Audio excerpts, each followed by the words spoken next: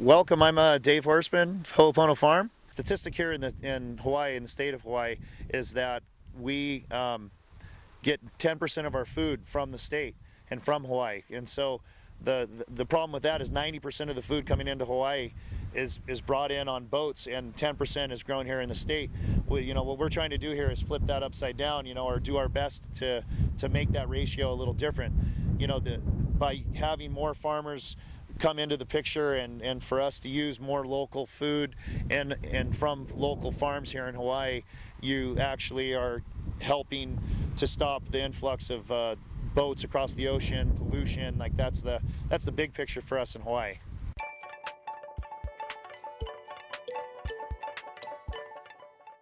Here in Hawaii, this used to be pineapple lands, and in the past few years, a lot of the pineapple company here has pulled out and kind of made a transition from being pineapple land to a lot of real estate development. And now it's great. The company that we lease our land from, they are turning over a large chunk of their land to agricultural support. And so they've opened up a large chunk here on the west side of Maui to farmers, and they're trying to encourage local farmers to start.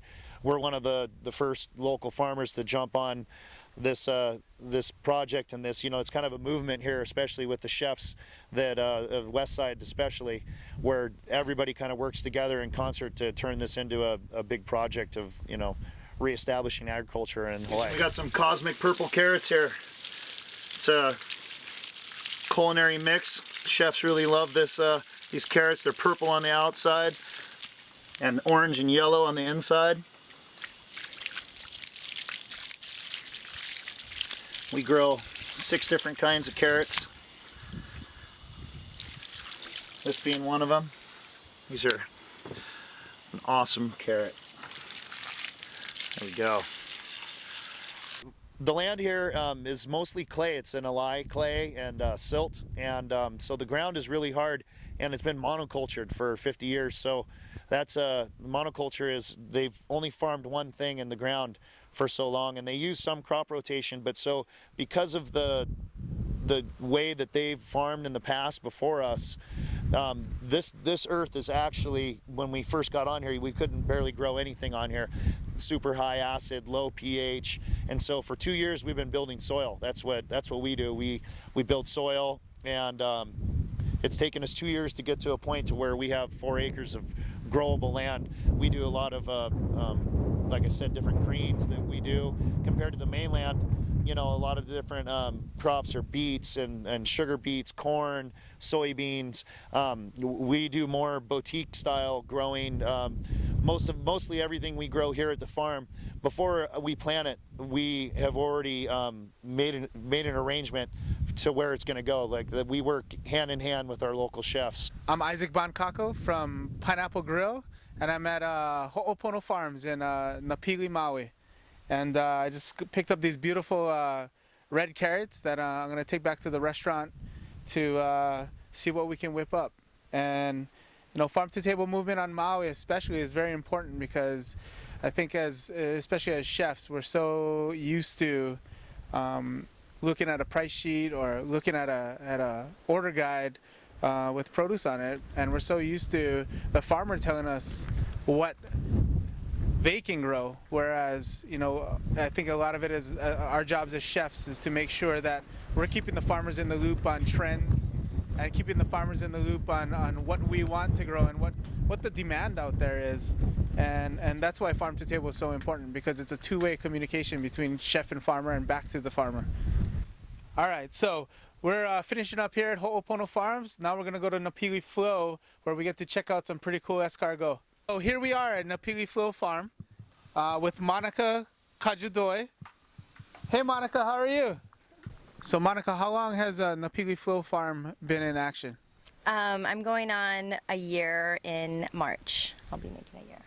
So in my opinion, growing what you do is the most efficient usage of space and the quickest growing. Why is that? What makes the farm that successful? Utilizing vertical space, being that I don't have acreages to farm, finding a niche in the market that doesn't need a whole lot of space and is a quick turnover.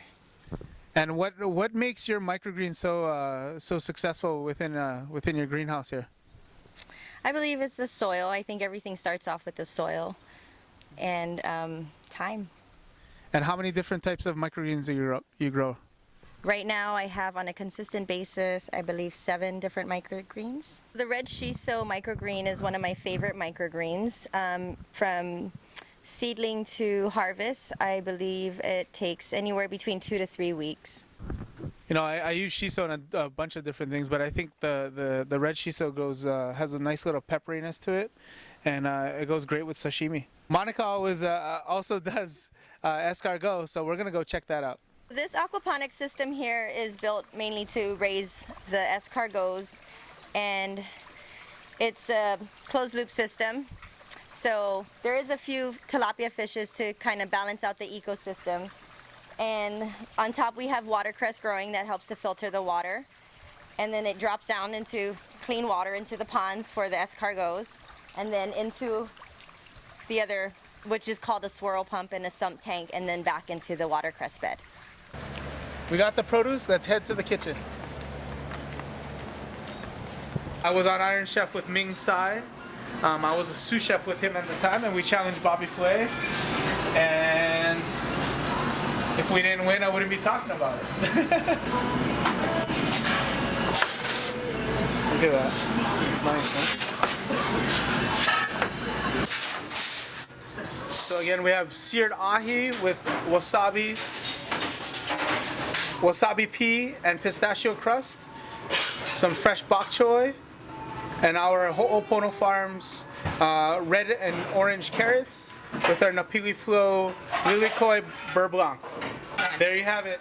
Chef Isaac Bancacco from Pineapple Grill, farm to table.